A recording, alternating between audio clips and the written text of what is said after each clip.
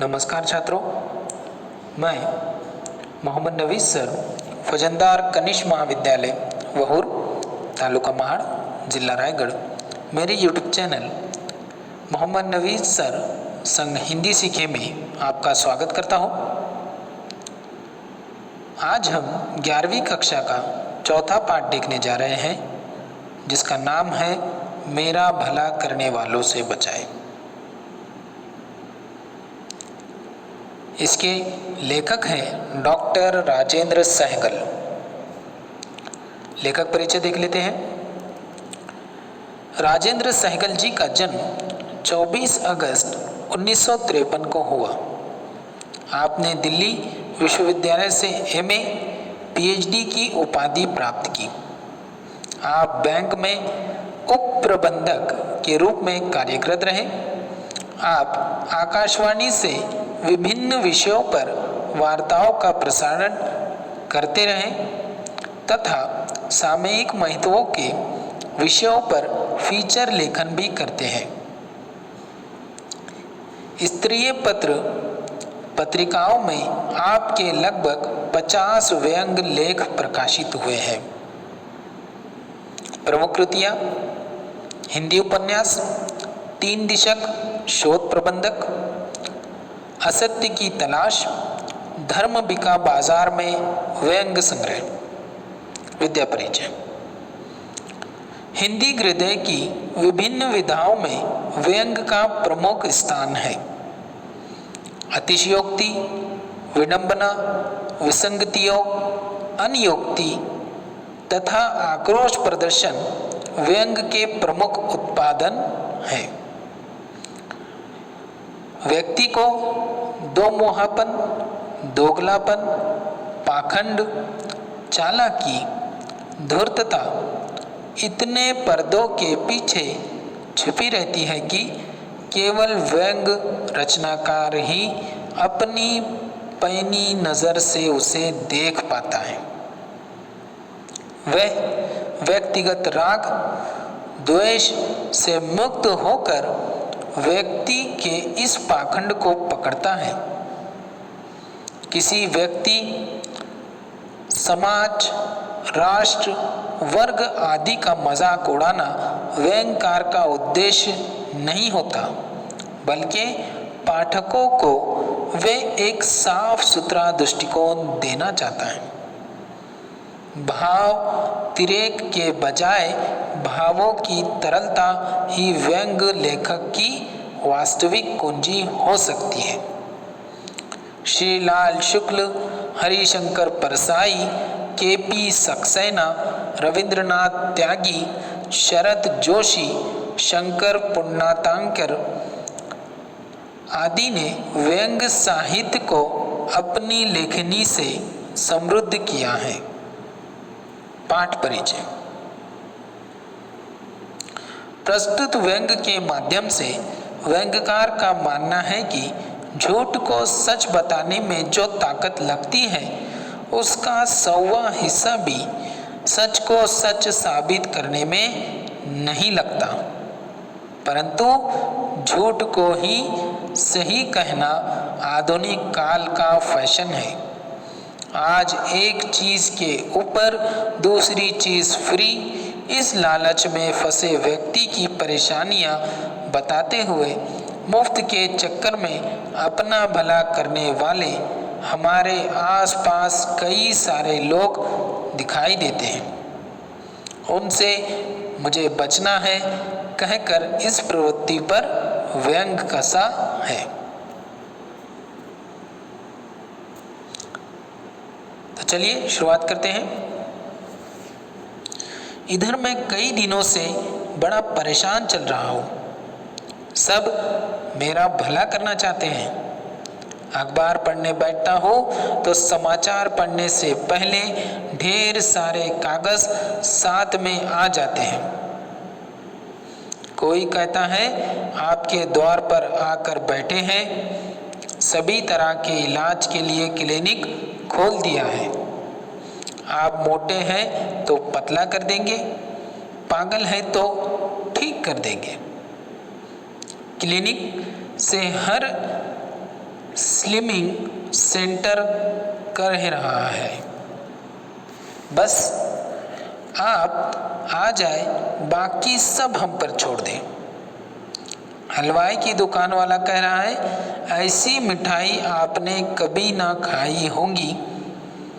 मीठा खाए पर मीठे का असर ना हो, ऐसी चीनी का इस्तेमाल करते हैं वे। क्रेडिट कार्ड वाला फ्री क्रेडिट कार्ड दे रहा है। पैसे खर्च करने या नकद खर्च करने की कोई ज़रूरत पहले नहीं है। आप बेवजह पैसे के पीछे दौड़ रहे हैं। हम सामान आपके घर लाना चाहते हैं, आप बस माल खरीदें।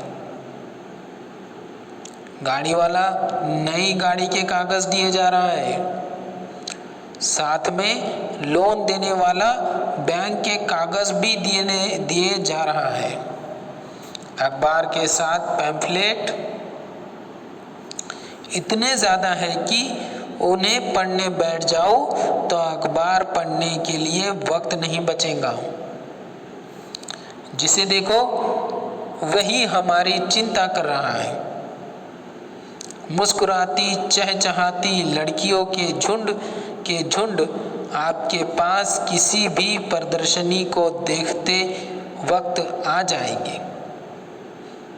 आपको लगेगा हमने ऐसी क्या उपलब्धि पाली है कि सभी हमारा फोटोग्राफ लेना चाहते हैं। वे फॉर्म भरवा रही है। इनाम के लालच में फॉर्म के साथ कुछ उम्मीदें बांध कर जा रही है। घर में बैठा हूँ, कोई साफ पानी पीने के लिए वाटर फिल्टर लगाना चाह रहा है। पैसे की तो कोई बात ही नहीं करता, पैसे आते रहेंगे, आप बस फॉर्म भर दीजिए। सब कुछ आसान किस्तों में है, पता ही नहीं चलेगा। क्रेडिट कार्ड वाला नियमित रूप से विवरण भेज रहा है, आप बस पेट्रोल भरवाते रहे। साबुन मांगो तो कोई एक टिकिया देता ही नहीं, सीधे कम से कम 4 टिकिया पकड़ाएंगे, जिसमें एक मुफ्त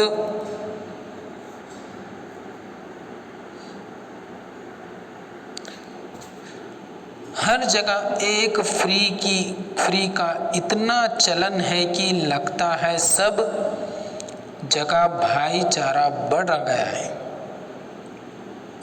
कोई खाने की चीज छोटी नहीं रही, सीधे लार्जर देन लाइफ हो गई है। पहले ज्यादा खाओ, फिर पचाने के लिए पाचक गोलियां खाओ। इससे पहले की है किसी ने किसी की इतनी चिंता। लोग कोसते रहते हैं कि दुनिया से प्यार मोहब्बत कम होती जा रही है। यह उनकी समझ की कमी है। प्यार तो दुगना चौगना बड़ा है। पार्क घूमने जाता हूँ, कवि बता रहे हैं कि पार्क घूमने जाता हूँ तो योग संस्थान वाले घेर लेते हैं।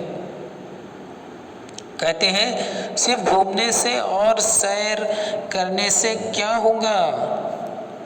वे मुझे योगा के फायदे समझाते हैं। मैं उन्हें अपने वक्त की समस्या और थोड़ा बहुत घर के कामकाज की समस्या बताता हूँ, पर वे इसे दुनियादारी मानकर मुझे सीख देने लगते हैं। वे हर जगह कंपटीशन पैदा करना चाहते हैं।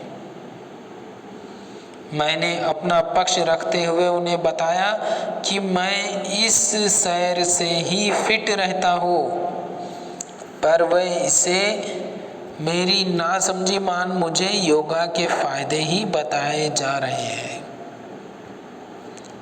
अगले दिन सैर करने के लिए मुझे दूसरा पार्क देखना पड़ा। क्यों? क्योंकि उस पार्क में योगा वाले कवि के पीछे, लेखक के पीछे लग गए थे। मैं पिछले कुछ वक्त पहले इन योगा वालों से प्रभावित रहा, पर अब मेरा मोह भंग हो गया। हुआ यूं कि पार्क में घूमते घूमते मैं इनके ठहाके सुनकर बड़ा अचंभित हुआ। सोचता कि आज के इस वक्त में ठहाके लगाने के लिए आखिर इनके पास नुस्खा क्या है। मैं भी कुछ सुखचाते और घूमने का बहाना बना उनके दायरे में शामिल हो गया।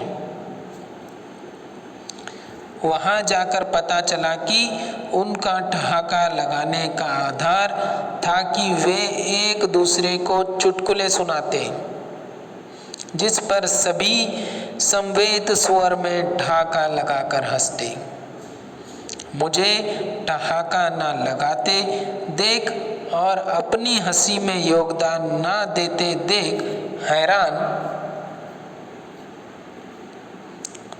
होते बाद में मुझे इन चुटकुलों की समझ न रखने वाला मान माफ कर देते।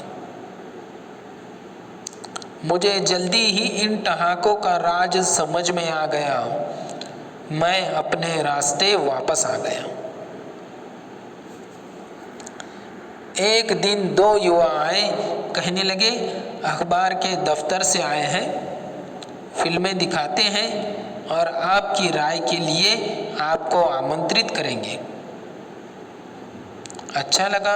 उन्होंने फौरन काम शुरू कर दिया। जैसे ही मुझे किसी काम में व्यस्त देखा तो हस्ताक्षर के लिए कागज आगे कर दिए।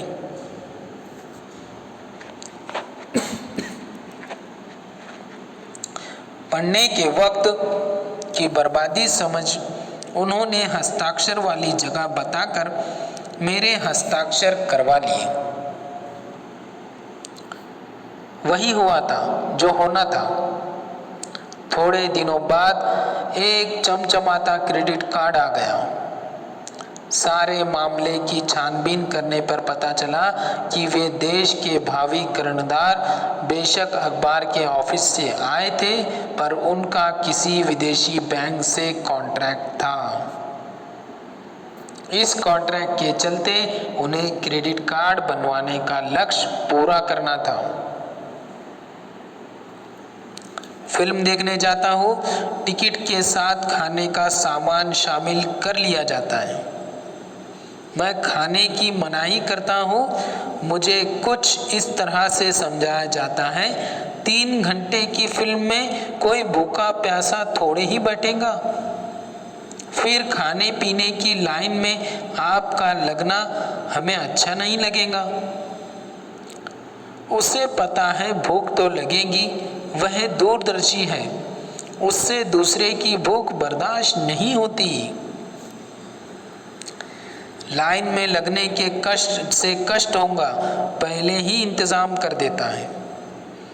मेरे द्वार कोई तर्क करने से पहले ही तुरुप का पत्ता फेंकते हुए मुझे बताया जाता है, श्रीमान, टिकट के साथ तो हम आधे पैसे चार्ज करते हैं। ये स्कीम आपके फायदे को ध्यान में रखकर ही जन कल्याण के लिए कुछ दिन पहले ही लाई गई है। मैं जन कल्याण का फायदा उठाने के लिए और बहस नहीं करता। 10 रुपए के पॉपकॉर्न 100 रुपए में खाकर उनका एहसान मानने लगता हूँ। मॉल में कपड़ों की सेल लगी है।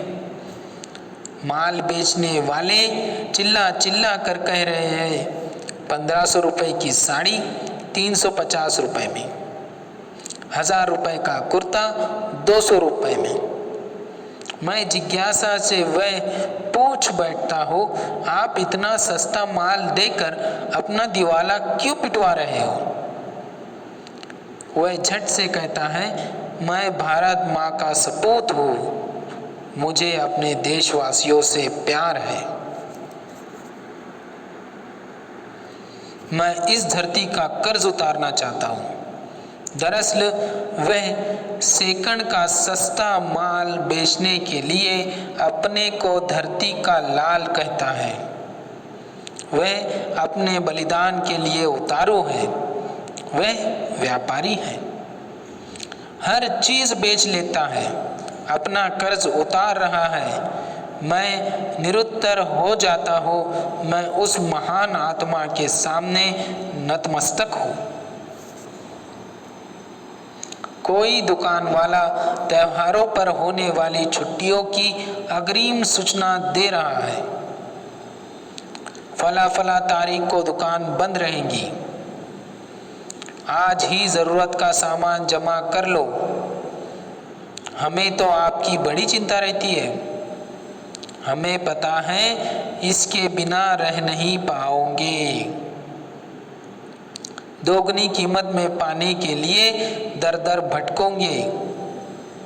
फिर लोग कहते हैं मनुष्य में संवेदनशीलता खत्म होती जा रही है। जब तक हम रहेंगे मनुष्यता बची रहेगी। बाजार की चिल्लिपों से घबरा कर घर आता हूँ। मनोरंजन के लिए टीवी ऑन करता हूँ। समाचार चैनल खबरों के नाम पर डरा रहे हैं। मौसम का हाल जानना चाहता हूँ तो 45 डिग्री के तापमान को कुछ इस तरह बताया जा रहा है, गर्मी की तपिश से जनता बेहाल, आकाश से आग की बरसात। आप अगर जीवित रहना चाहते हैं और अपना भला करना चाहते हैं तो घर से बाहर ना निकले। आपका गर्मी से आया पसीना अब आपको पूरी तरह नहला देगा।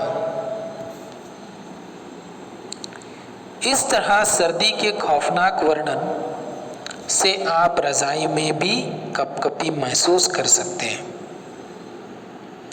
असल बात दर्शकों का मनोरंजन है। खबर भी पता चल जाए और मनोरंजन भी हो जाए, ये तो सोने पे सुहागा वाली बात हो गई ना। वह एक खबर को 10 बार अलग अलग तरीकों से फिर दोहराएगा। वह सबका भला चाहता है, उसका साध्य पवित्र है। दरअसल ये हमारा भला चाहने वाले हैं जिनकी चिंता को हम ठीक से समझ नहीं पा रहे। गर्मी, सर्दी, सूखा, बाढ़ के प्रकोप से आदमी बच भी जाए, इनकी भाषा में मर्मांतक प्रहार से मरना लाजमी है। मेरे मोहल्ले में पुरुष ब्यूटी पार्लर खुल गया है। मुझे अपने पैर के लंबे नाखून कटवाने हैं। वे मेरा फेशियल करना चाहता है। उसका कहना है नाखून तो जुराबों में छिप जाएंगे पर मुंह तो सबको नजर आएगा। वह मेरी फेस वैल्यू बढ़ाना चाहता है। मैं पैर के लंबे नाखून कटवाने पर अड़ा हूँ। पता नहीं क्या सोचकर वह मेरी बात मान गया। उसने मेरे पैर पानी में रखवाए, फिर बड़ी देर तक मेरे पैरों के नाखून को घिसता रहा। मुझे आज से पहले अपने नाखून इतने महत्वपूर्ण कभी नहीं लगे। वह मेरे मुड़े नाखून को सीधा करने लगा। बड़े तरीके से नए नए औजारों से घिसने लगा कोई संगमरमर की मूर्ति तराश रहा है। मैंने ऐतराज किया तो उसने मेरे ऐतराज पर घोर ऐतराज किया। उसने पैर के बड़े नाखून से होने वाली तकलीफों पर व्याख्या दी। उसने इसे नाखून कटवाने की जगह पेडिक्योर नाम दिया। वे बड़ा लुभावना नाम था। मैं मान गया। मैं उसके तर्कों से खुशी खुशी हार गया। उसने नाखून काटने के सिर्फ 1000 रुपये लेकर मुझे मुक्त कर दिया। रास्ते से जा रहा था, एक लंबी कतार ने मेरा ध्यान आकर्षित कर लिया। उस कतार में मैंने झांक कर देखा, कतार मोबाइल खरीदने वाले की थी। चिल्ला चिल्ला कर स्पीकर पे सूचना दी जा रही थी, मोबाइल खरीदो और सिम कार्ड मुफ्त में पाओ, टॉक टाइम भी साथ में ले जाओ। सुनकर मैं भी मोबाइल कतार का एक हिस्सा बन गया और उस भीड़ में दिन भर खड़े होकर मोबाइल का मालिक बन गया। उस दिन से जेब में घंटियां बजने की राह देखता रहा। मैंने मोबाइल खरीदा है, स्विच ऑन किए बैठा हूँ, कोई फोन आ नहीं रहा। बीच बीच में चेक कर लेता हूँ, कहीं कोई गलत बटन तो नहीं दबा बैठा। मेरे पास ही 2 प्रॉपर्टी डीलर और 2 युवा लड़के बैठे हैं। उन्हें धड़ाधड़ फोन आ रहे हैं, दिवाली की शुभकामनाएं आ रही है। ठीक है, जो हमारा शुभ कर पाए उसे ही तो शुभकामनाएं दी जानी चाहिए। जो ना कुछ दे सके, ना फायदा कर सके, उसका क्या शुभ और उसकी क्या शुभकामनाएं। मैंने कुछ दोस्तों को निर्देश दिए है कि फोन मोबाइल पर ही करना, ऑफिस का फोन ध्यान आकर्षित नहीं करता। मोबाइल फोन ध्यान खींचता है। जब तक मोबाइल दूसरे का ध्यान ना बांटे, तब तक फोन का क्या मतलब है। जिंदगी में इतना कुछ करना ही, पर जिंदगी मोई छोटी है।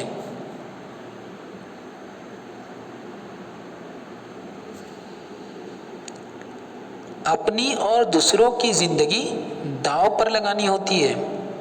व्यस्तता का ये आलम है कि आदमी सड़क पर चलते चलते फोन कर रहा है।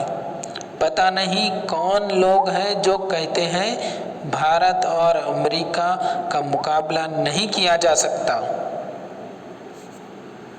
सेल फोन से हम हिन्नता की ग्रंथि से मुक्त हुए हैं। सभी को साथी मिल गया है। एक दूसरे से मिलकर बात कम करें, फोन पर ज्यादा करें। फोन पर आम बात भी खास लगती है। इसमें करंट दौड़ जाता है। घर से ठीक ठीक निकला आदमी ऑफिस पहुंचकर अपने पहुंचने की खबर दे रहा है। सब यकाएक एक दूसरे के करीब हो गए हैं। मेरे हाथ में भी मोबाइल आ गया है।